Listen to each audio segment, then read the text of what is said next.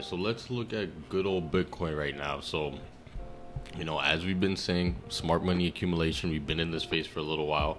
A halving is coming at this time in around April. So, yeah, Bitcoin moving up is something that we've been anticipating. It's nothing like, at least us on this channel, we weren't expecting anything different than that. So definitely right now, guys, we are on schedule. We have the Bitcoin halving within 4 to 5 months. So we're currently, everything's looking good. So now, what can we see with Bitcoin? What can we be anticipating for Bitcoin, right? So everyone wants to know, what can we anticipate? So let's go on the actual live Bitcoin chart and let's just kind of analyze what's going on. So on the daily time frame, we have this bullish engulfing candle. So we have this bullish engulfing candle that broke this area. So we've broken above this area here.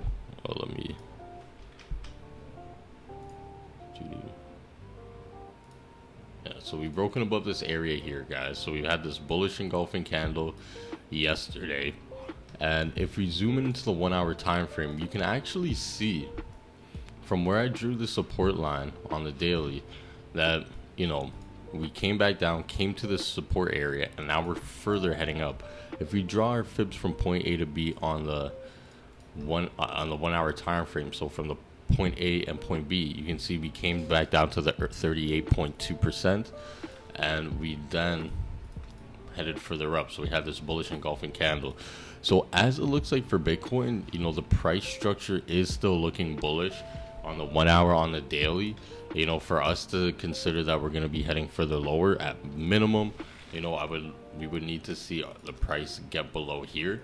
But then again, you want to consider that even if the price breaks below this area, this is a daily support zone. So there's a lower probability that if we do break below this area here, that we're going to break below here, right? So but if we're looking for areas for the price to break below, we'd be looking for here for any type of reversal, or and after this area here. So if that were to happen, then we would consider price maybe reversing. But as we look at the market structure for Bitcoin, guys, we are still maintaining higher highs, higher lows in all parts of the market structure. We had a lot of clean air here between 32 and about where we are now, 38. And if we look on the BLX,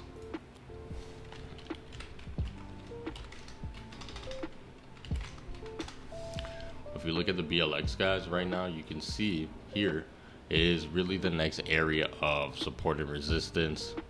So actually, let me just pull this down a bit. Boom. Is around 44,000. So that's the next major support and resistance I see.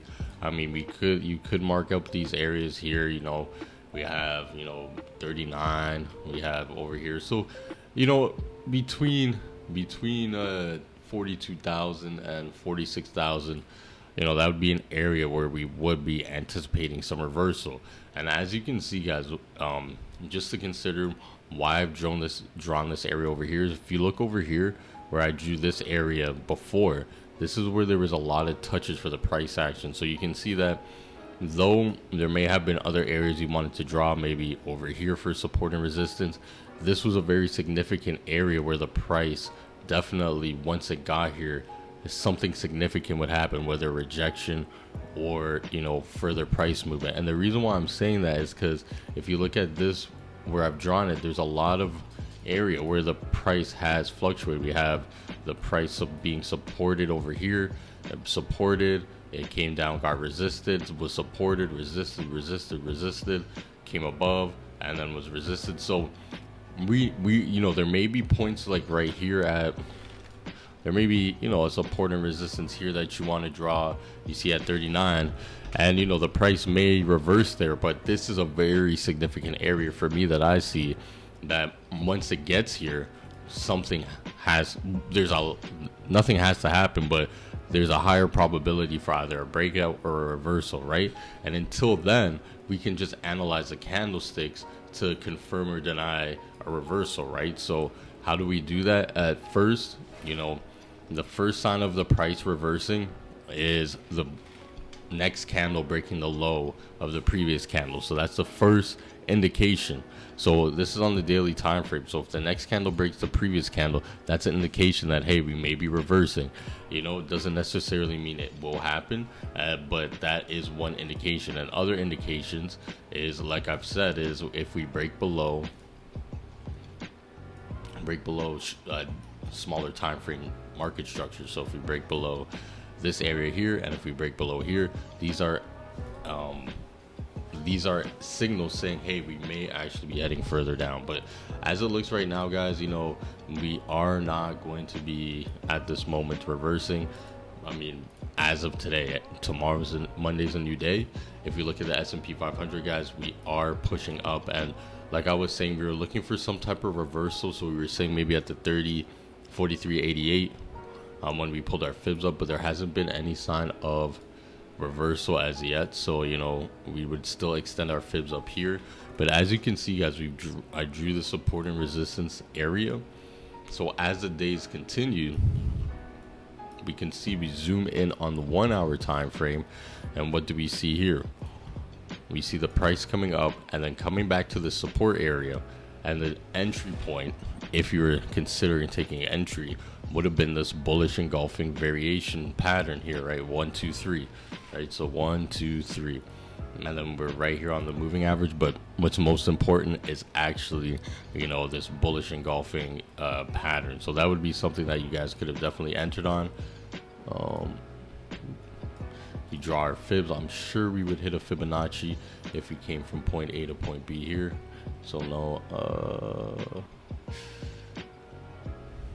if I pulled it from there, but the price came up here, yeah, it's yeah, no, not necessarily. I mean, we're here at the 50% fib, so the price came close to the 50% Fibonacci. I'm using this as my point A, right, and then extending it all the way up here, you know. So if I pulled it down to here, yeah, I would hit this 38.2. Pulled it up to here, it would hit the 50% Fibonacci. So you have a lot of confluence here to actually enter the trade. And then if we go on the 15-minute, we have more confirmation that the price is actually going to be heading further higher. We have the price coming down. We made a resistance here with the price, with the candlesticks, and then pushed up above. So this could have been an entry candle right here, right? This could have been your entry candle on a smaller time frame, on the 30-minute time frame. The break above, put your stop loss below this candle or below this candle, and then you could have entered in, right? So that was definitely, and then if we look here, you know, on this pullback and the break, definitely could have been another entry point, right? So this is multiple time frame analysis. So as you can see, all we've done was we went to the 1 hour. We have this break.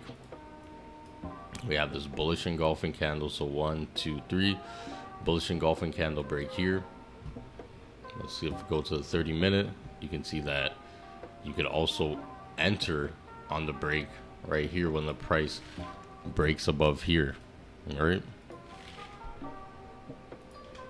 Or you could even enter on this candlestick.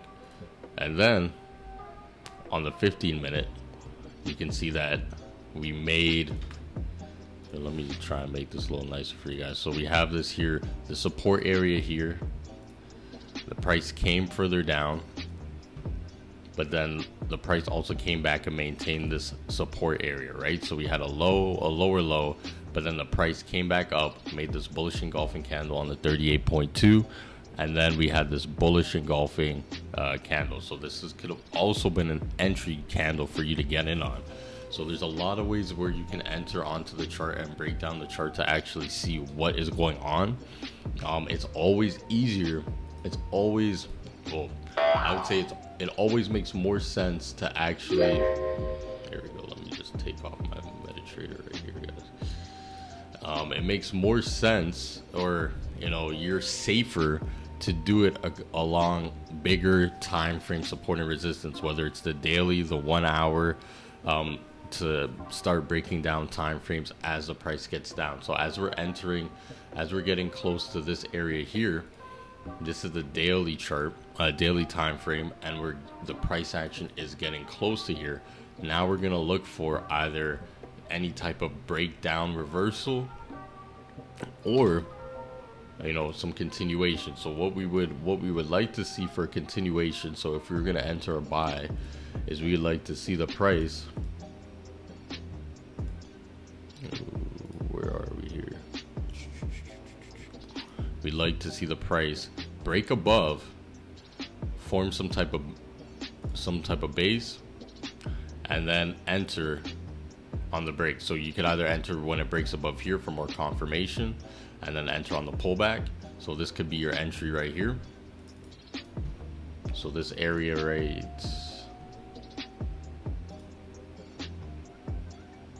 this could be your entry right here to give you more confirmation, because entering right here is a bit riskier, but you could enter right here, and then if you add more confluence, you put your point A to point B. I'm sure we get close to a Fibonacci zone.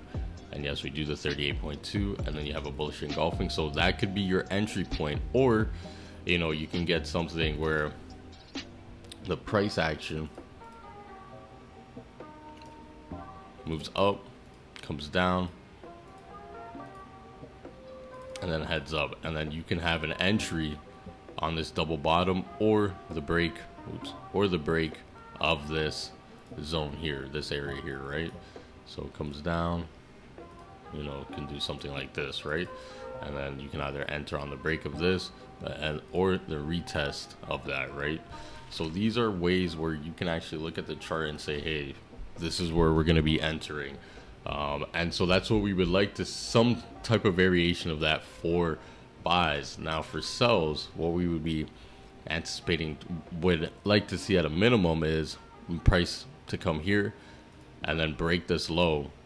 Once we break that low, we'd be looking for a sell as soon as we get up to this area and find our entry point, right? So whether a bearish engulfing candle, so the first bearish engulfing candle, and it's a good bearish engulfing candle against any resistances, that's where we would take our entry, right? For us to see further downside to come back down to here. So right now for the S&P 500, guys, it's been great.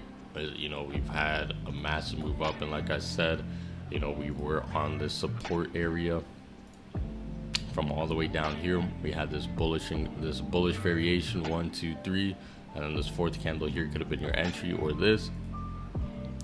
And then we've just been moving up ever since, and we did have a push down here on this resistance, but we've just been pushing up ever since. So now if we switch back over to Bitcoin, guys, so the S&P and Bitcoin are moving pretty bullish, but now let's look at the USDT dominance. So again, the USDT dominance, with Bitcoin is moving up. When the Bitcoin price is moving up, the USDT dominance is more likely moving down, indicating that the price of Bitcoin is moving up because the money going into Bitcoin is flowing out of stablecoins. So if we look at this market structure, we had this distribution area, for the USDT dominance or consolidation, whatever you like to call it. And now we are heading further down.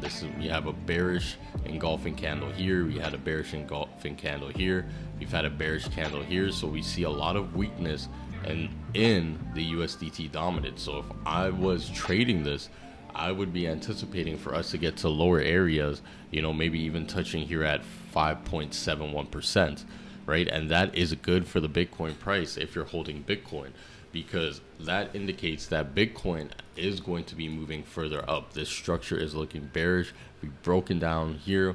So for me, hey, we are looking good. Now, if we look at the Bitcoin dominance, flash over to the Bitcoin dominance, how are the alts doing? So yes, the alts have been pushing, but as for me, as a risk perspective, I would need to see the Bitcoin dominance reversing, and it just hasn't done that yet, guys. Like I said in a couple videos, I would want to see us break below here, this zone, but you can see what had happened is we just had this bullish engulfing candle, and we've continued to head further up. So now what we're looking for is, if we break above this high here, we'll probably continue heading further higher. We are on a resistance area. If we zoom out, we are on this resistance area here on the weekly time frame. But if we break above, we will be heading up to, I mean, the next target could be 57.63 or 59.69. Right, it doesn't have to reach all the way up there, but if we were going to look at for places where the price would achieve some tension, it would be around those areas, right? But as we see it right now, guys, we look on the weekly time frame, we look on the daily time frame, the price is looking pretty good. The price action is looking pretty bullish, even though if we look at the total two, oops. Look at the total two is moving up, and that does show altcoins are moving up. But you want to consider this, guys. If altcoins are moving up right now as the Bitcoin dominance is going down, imagine what altcoins would do when the Bitcoin dominance, as Bitcoin dominance is going up. Imagine what altcoins will do as Bitcoin's going up and the Bitcoin dominance is going down. That's going to explode altcoins, and altcoins are going to have a rally just like they did in 2020 and 2017 and I think it was 2013, 2014. And like I've said, if we look at the BLX, guys, we have this area here of August of 2024 is when I think we may have an opportunity for altcoins to really rally, right? So once Bitcoin gets to its all-time high, normally after the halving, that's when altcoins really start to go crazy, right? So we just want to consider that as you're trading and investing, guys. So now let's look at some macro indicators. Mortgage rates, they are still heading lower. The first point of reversal for me to look at, guys, is 7.11. If we break below that and have a bearish retest, then I will consider us getting down to 6.09. But until then, guys, the trend is still bullish for the 30-year fixed rate. So it doesn't show me right now that we're actually going to be heading further down. Let's look at not the TLT, let's look at inflation. So you can see inflation, guys, is coming back down. So I have this box here kind of just from 1984, and you can see inflation, we're exactly where we need to be. We do have variations from what's inside this box below, further. Yeah, so I've kind of got these boxed out showing exactly that it's normal for us to kind of get outside of here, and it doesn't last that long, right? So you want to consider that as you're watching the news, that it's more sensationalized than anything, right? So let's look at now the VIX. So right now the VIX, guys, we are still moving bearish on the VIX, and like I've said, is that once we broke this low here, that was indicating to me that we were going to start heading further down. For how low we go, I have no idea, but at the same time, the structure was looking bullish up until we started breaking below here. And then once we broke below this low, I was indicating to you guys like, hey, you know what, we're looking pretty safe. But actually over here we were not looking pretty safe. When the VIX was up here, we were actually looking, when the VIX was looking like this, guys, it was looking a little bit like we were having something similar to over here at COVID-19. But as we've seen the market, as interest rates have come down, this really indicates to us that, hey, you know what, we're looking safe. But consider this, guys, is that the VIX, the VIX is getting close to lows. I mean, the lows here, let's go all the way back here. Yeah, so the lowest the VIX has been here in 2017. That's not even that long ago, November 2017. So we just want to consider how low can the VIX go before we have a reversal on the VIX, right? So we have been having lower lows, and we are at the lowest low in for a while. So we want to consider that is that things move in a pendulum, and the lower it goes, there's more opportunity for fear to come into the market, right? So just consider that as you're trading and investing, is that we also have the 10 versus 2 year. We also have the 10 versus 2 year waiting for it to invert, guys.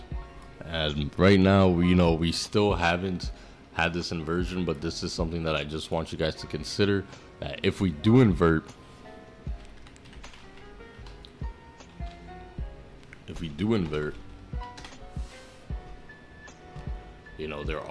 there are normally pullbacks in the market. So we inverted here when we uninverted. So we inverted here in 2006, uninverted in 2007, then had a pullback in the market. We inverted here in 2000.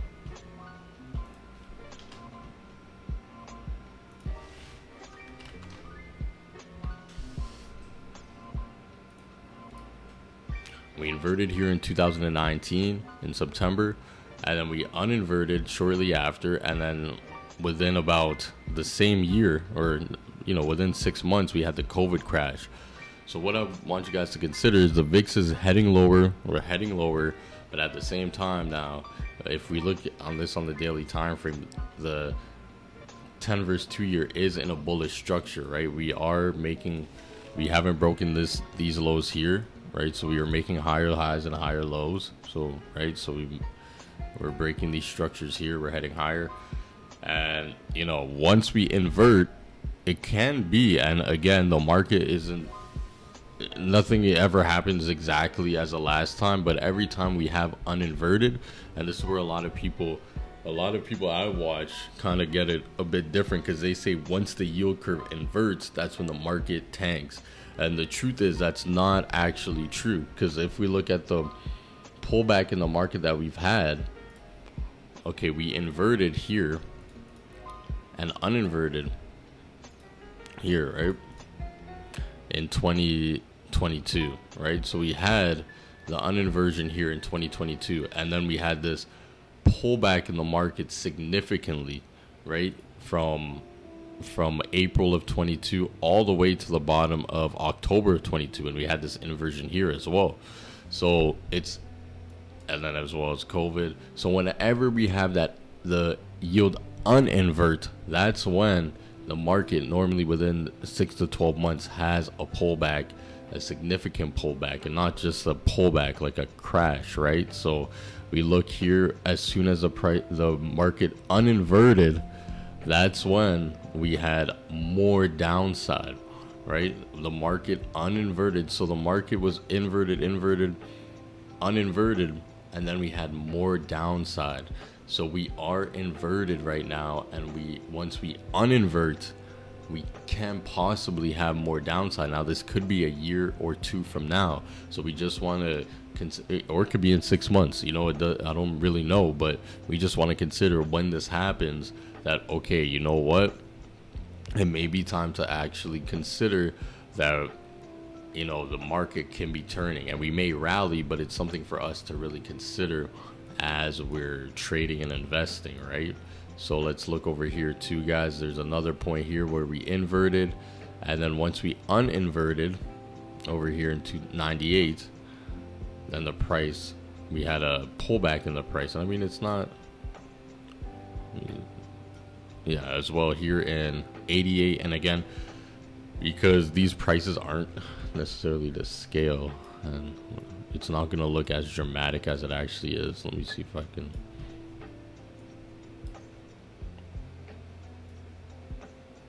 So we had the price, the yields uninvert, and then once it uninverted and started making its way up higher, that's when we had the pullback. So it's not when the yield invert. When the yields invert, that's an indication we can have a pullback, but it's when they uninvert is when we're anticipating more of a market crash, right? So we inverted here, the price started topping out, but once we actually uninverted, that's when the crash started to happen. We inverted here, we had a pullback, and I'll say, yeah, well, the yield's inverted, that's why we've had this pullback. But the real pullback in the market is when the yields uninvert, and that happens, and we have a massive pullback. So this is 2008. Over here is 2001, and then over here, guys, this was COVID-19, and then over here is where we're at right now, right? And so we just want to consider when we uninvert. Oh wow, look at that, the price has gone away from me. Been on such a rally. Oh no. just want to consider that, guys, when we uninvert.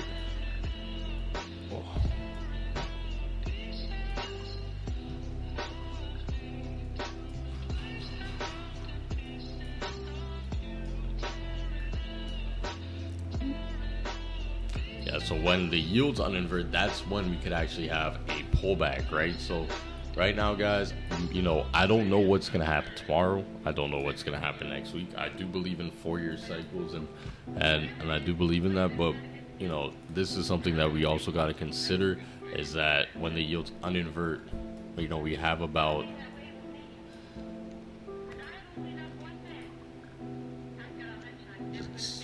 66%. Is it 66%? So this says 66%, but we're on the wrong price scale. But we have some time before we actually get to the previous all-time highs of the S&P 500. So it'd be a story if we get to the all-time highs of the S&P 500, the yield uninverts. We go into price discovery, have a massive rally, and then 6 months later, 12 months later, then we have a massive crash, right? And then people are like, what happened? The yield's uninverted. We went on a rally for 6 months, but the signs were already there that we were going to have a pullback, right?